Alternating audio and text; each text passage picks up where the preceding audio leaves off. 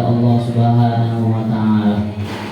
Salawat dan salam dapat kita aturkan kepada kasih kita junjungan kita Nabi besar Muhammad sallallahu alaihi wasallam yang karena Diaulah alam semesta ini diciptakan. Para guru, ibu-ibu yang dirahmati Allah Subhanahu wa taala. Biasanya kalau saya ceramah, kalau ada engkong-engkong, ada enyak-enyak, kita udah dikatain baik. Si bocah katanya ceramah begitu. Karena emang mukanya baby Facebook. Beneran. Jangan nanti di sini wah saya jodoh dengan saya jangan sih punya anak 3 jangan. Ya, emang biasanya begitu. Saya kalau mau ceramah ada aja tuh nggak nenek-nenek, nggak ngomong begitu. Ya dia belum tahu kapasitas kita kalau ada yang lain. Ya, saya pernah ngisi sebelum saya ngisi ceramah ya. Saya ngisi ASN di Wali Kota. Ya, temanya, ini saja temanya tentang SMR, keluarga Sakinah Mawaddah Warahmah. Yang udah tua-tua ada komplain, ya Allah, ibu aja baru lahir udah mengajarin kita. Gitu.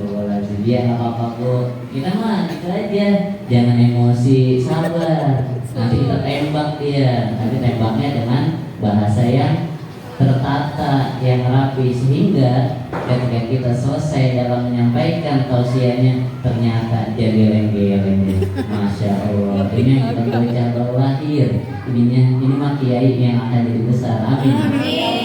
Ya, saya cerita sedikit. Saya bisa begini itu bukan karena kakek saya kiai, memang kakek saya kiai, ayah saya kiai bukan, tapi karena sosok seorang guru. Guru saya juga perempuan yang ngajarin ngaji alif bata. Jadi kalau saya bisa begini ya jasa-jasa seorang ibu. Maka dulu dapat tuh nasihat dari ibu saya. Saya kalau dulu sekolah paling takut duduk samping perempuan. Kenapa? Kata emak kita gini, Zar, lu jangan coba-coba kalau duduk satu bangku berdua nyemplok gitu. Bangku berdua, nggak maksudnya tadi bangkunya satu-satu, jangan sampingan begitu. Kenapa nih? Emang nggak boleh nih duduk sampingan sama perempuan? Nggak boleh. Katanya kalau duduk samping perempuan, perempuannya hamil. Tuh, nggak diapa-apain, dicolek aja kagak, enggak. Kita bingung ya. Akhirnya kita seiring berjalan tumbuh, kita masuk pesantren. Pas kita masuk pesantren, kita baca kitabnya Fathul Izzah, Fathul Uyun. Kita protes dia sama emak. Ini ternyata Umi dustanya luar biasa. Kita begitu emak. Kenapa kok Umi dikatakan berdusta?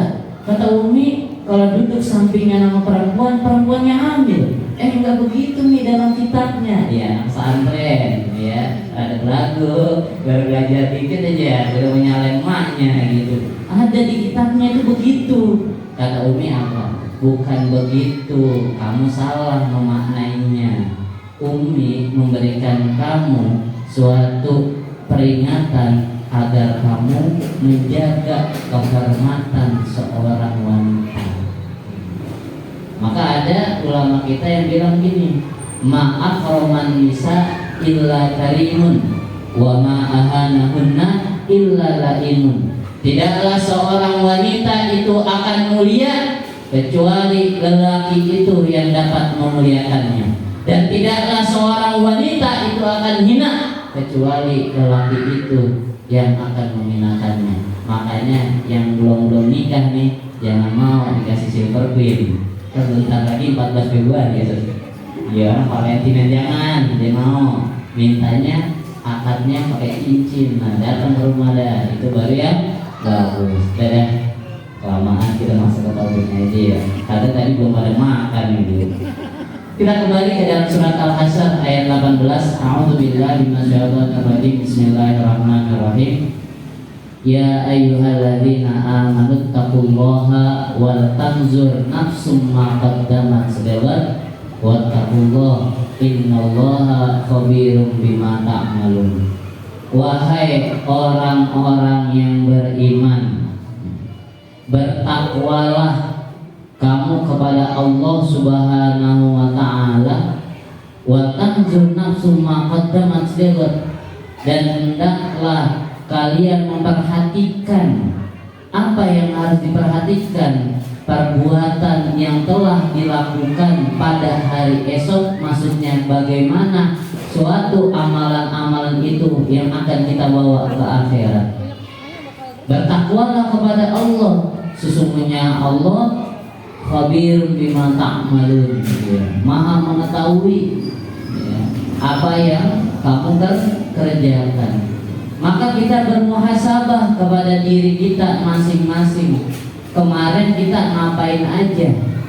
Kalau misalkan nanya dulu dah sama ibu-ibu nih, Bu, suka nonton film enggak? Suka nonton film enggak? Suka. Filmnya film apa? Korea dan yang lainnya. Iya. Biasanya kan proses nonton film itu panjang, betul? Betul.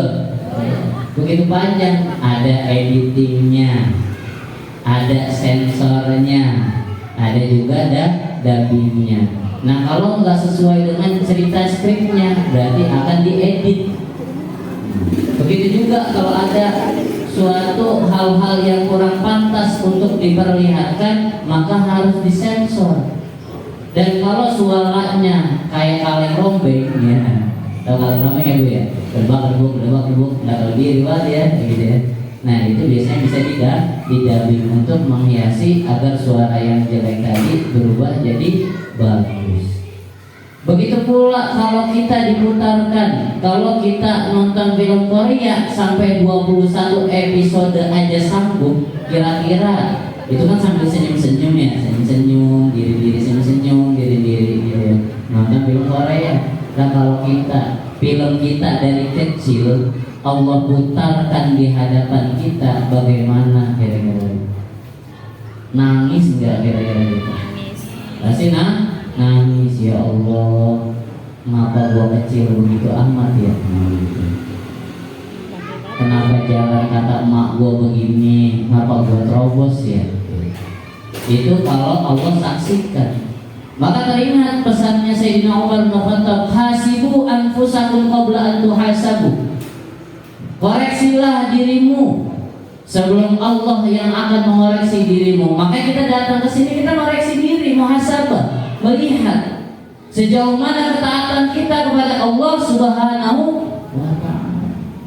Bagaimana kita akan menjadi seorang hamba yang bertakwa, sedangkan kerjaan kita hanya menilai orang dengan kacamata kita. Tuh, Bu, yang pakai kacamata tuh ya, yang pakai kacamata tuh ya. Tapi beda kalau ibu-ibu yang pakai kacamata mah lihatnya kacanya lahir dan batin, insyaallah. Ya, jadi melihat orang itu selalu dengan kasih sayang. Dulu kalau saya mondok itu ingat nih pesan Imam Syafi'i, yang megang HP bisa dari searching. Benar nggak ada ustadz yang ngomong gitu? Jadi ketika kita memandang seseorang, kalau penuh diisi dengan rasa cinta, mahabbah, kasih sayang, maka tidak ada suuzon sedikit pun. Tapi sebaliknya, kalau yang kita pandang orang itu dengan rasa benci, iri, sifat-sifat kotor itu, apapun kebaikannya pasti tidak ternilai sedikit pun. Apa kata Imam Syafi'i rahimahullah? Tahu tak? Wa ainur ridha an kulli aibin kalilatun kama anna aina sufti tubdil masawi. Jadi kalau orang memandang itu dengan pandangan cinta, ya Bu, yang baru punya anak kan sayang sama suami ya. Dulu kira-kira lihat suami gede apa sayang Bu? Pasti sayangnya. Lah kalau nggak sayang nggak jadi, itu Tuan Putri sama ini Tuan Raja, betul nggak beda? Jadi rasanya rasa sayang. Begitu juga kalau suami pulang kerja, jangan dilihatin manyun aja, jangan. Tapi pandanglah seperti pandangan pertama kali ibu-ibu itu melihat suaminya. Kata gini, ih suami gua makin tua makin ganteng. Ini bangga. Ini baru ketawa ini. Bener Bu, ya. Dia walaupun keriput juga nggak apa-apa. Iya. Atau mungkin balikannya ya, yang ustad nih guru kita nih. Masya Allah, walaupun bendaknya udah banyak banget itu di muka, tapi tetap aja tetap cantik. Misalnya seperti itu. Ya, maka kita juga teringat kata ulama itu, la yakunul abdu taqiyan hatta yuhasiba nafsahu kama yuhasibu syarikahu. Tidaklah seorang hamba itu dikatakan bertakwa kepada Allah Subhanahu wa ta'ala sehingga ia mengoreksi terlebih dahulu dirinya sebagaimana ia mengoreksi orang lain. Ini udah mau hujan aja ya. Udah hujan aja nih. Udah mulai mengantuk loh. Ya kita tes dulu dah, gak apa-apa. Biar semangat ya Bu ya. Tahu bulat ya Bu? Tahu bulat tahu? Ya nanti sekalian jawab ya. Nanti saya nyanyi dulu, nanti Ibu jawab sendiri. Oke? Siap-siap. Bukan ini tahu bulat. Bukan, itu satile. Itu satile. Bukan saya itu tahu bulat itu satile. Bukan. Enggak, ini sama mirip. Kita ganti. Karena orang Betawi sukanya makan nasi uduk, kita nasi uduk. Nasi uduk ikan tongkol sambil duduk megang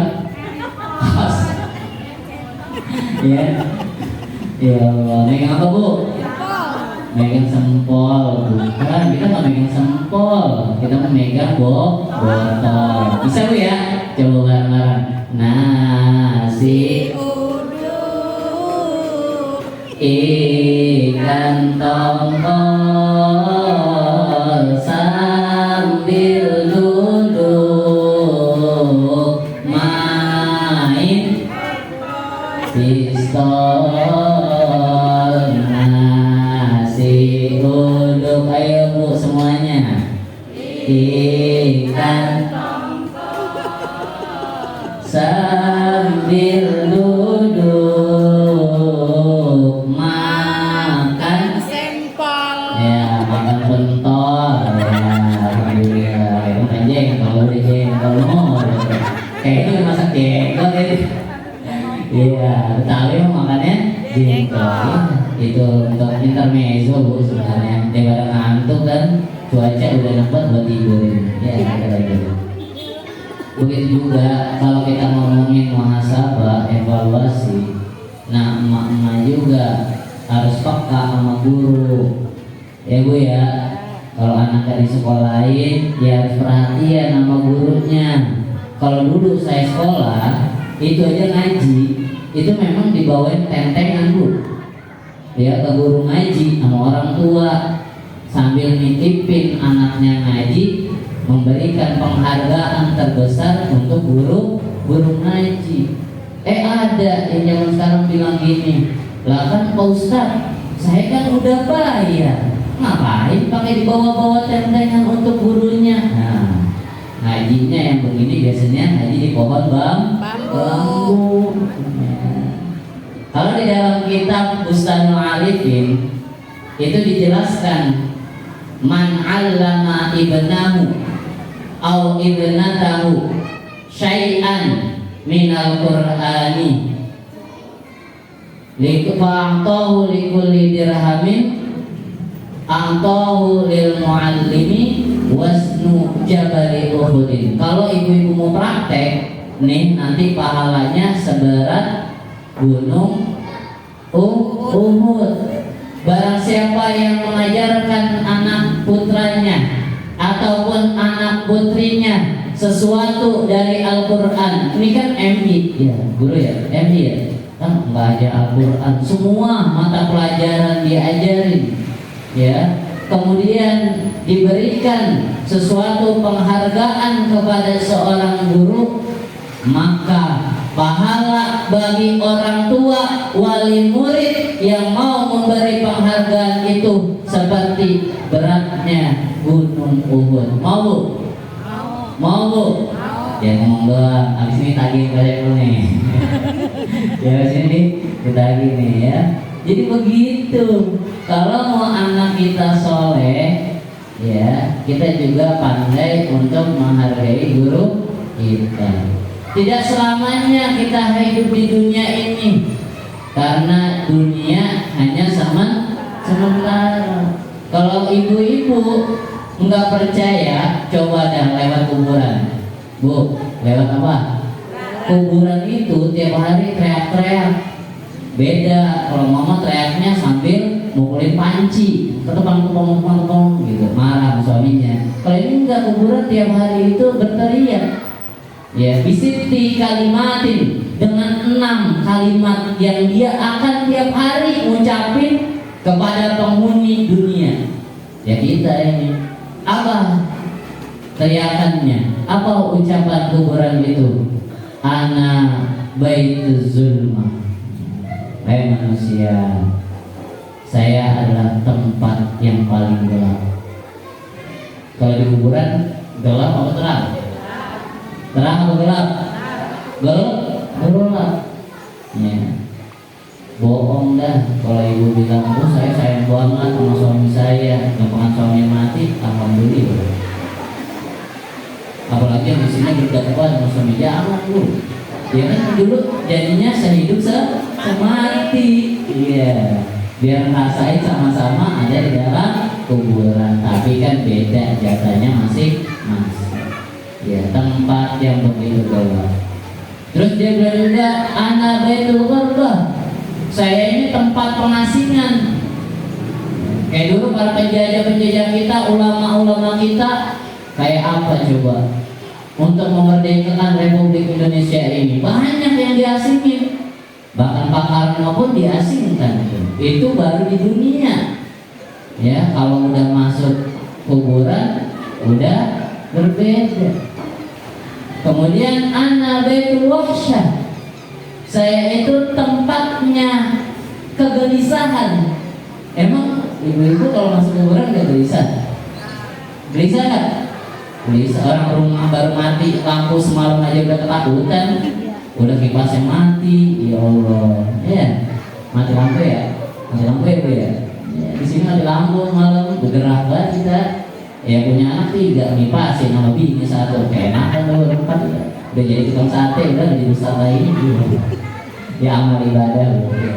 Itu baitul wahsyah. Kemudian juga dikatakan lagi, ana baitut turabi. Saya ini adalah tempatnya tanah. Ya karena manusia sejatinya akan kembali ke tanah. Dan ditutup ana baitut duni. Saya tempatnya belatung ataupun ular. Maka pertanyaan kita untuk kita muhasabah ini, apakah udah mantap zahiran wa batinan kita untuk kembali kepada Allah Subhanahu wa Ta'ala dalam keadaan memiliki amal yang begitu banyak. Nah ini kita tanya dulu, kalau misalkan ibu-ibu masih suka marahin suaminya, surga ibu ada di mana? Ada di mana? Suami ya minta maaf. Makanya saya kalau orang-orang dulu nih udah mau tawakukan, diajarin tuh kalau kita bapak-bapak, ibu-ibu yang hadir di tempat ini, jadi suruh ikutin. Apabila kami memiliki kesalahan, mohon bapak-bapak, ibu-ibu untuk memaafkan. Dimaafkan enggak? Maafin ya. Begitu kalau orang dulu. Nah, kita juga kalau ngaji biasanya ngongkong-ngongkong begitu. Jadi sering sebelum memasuki Ramadan, dengan cara kita tawakukan itu, ya kita mengucapkan kalimat itu. Karena kalau misalnya kepala sekolah yang maafin saya ya, diem baik, bisa ya. Bisa begitu. Maafin saya ya, diem aja. Tapi kalau bacanya bareng-bareng, jadi sama-sama memaafkan karena dilafazkan bersama-sama. Nah makanya karena Allah ciptakan kita dalam keadaan suci, ayo Bu, Pak, kita kembali kepada Allah juga dalam keadaan suci. Gitu. Kenapa? Ketika Allah ingin menciptakan Nabiullah Adam alaihissalatu wassalam, menjadi seorang khalifah di muka bumi, sekelas malaikat aja itu masih protes. Ya, sekelas malaikat masih protes. Ya apalagi kalau saat itu manusia. Itu ibu-ibu bisa buka di surat Al-Baqarah ayat 30. Apa bunyinya? Wa idh qala rabbuka lil malaikati inni ja'ilun fil ardi khalifah. Qalu ataj'alu fiha may yufsidu fiha wa yasfiku dima wa nahnu nusabbihu bihamdika wa nuqaddisu lak. Qala inni a'lamu ma la ta'lamun. Dan ingatlah ketika Allah berfirman kepada para malaikat, aku akan menjadikan seorang manusia khalifah di muka bumi ini. Tapi lihatlah, apa kata malaikat? Ya Allah, emang benar Engkau ingin jadikan manusia itu sebagai khalifah di muka bumi ini. Padahal kerjaannya hanya berantem aja, kerjaannya merusak aja. Kehancuran yang ada di muka bumi itu disebabkan oleh manusia. Pertumpahan darah terjadi karena manusia. Padahal kami setiap hari selalu mensucikan namamu, selalu mengagungkan namamu. Tapi lihat wahai ibu-ibu sekalian, saking cintanya Allah kepada kita hambanya, umatnya baginda Rasul sallallahu alaihi wasallam, Allah berucap, qala inni a'lamu ma la ta'lamun. Sungguhnya akulah yang lebih mengetahui apa yang tidak kamu ketahui. Contohnya kan gampang. Ada seorang ibu, anaknya disalahin sama emak orang lain. Kira-kira emaknya hidupnya marah gak? Marah gak? Marah. Orang ayam aja kita hidupnya dipendel. Ibu, coba aja ayam tuh kita deketin, dipendel kita. Apalagi ini anaknya dia. Main dinilai, nih anak nih nggak bener nih, itu nggak bener nih. Kata ibunya, lah kan aneh emaknya, anak tahu nih anak, ya anak yang didik, enak aja diomonginnya begitu tuh. Itu kalau orang dulu, Allah pun sama seperti itu. Maka dari tempat yang mulia ini, yuk mari kita bersihkan hati kita untuk menuju memasuki bulan suci Ramadan dengan hati yang suci, yang ikhlas, karena dengan itu semua kita akan mendapatkan ampunannya Allah, akan mendapatkan kasih sayangnya Allah, dan kita akan terbebas dari api nerakanya Allah Subhanahu wa ta'ala.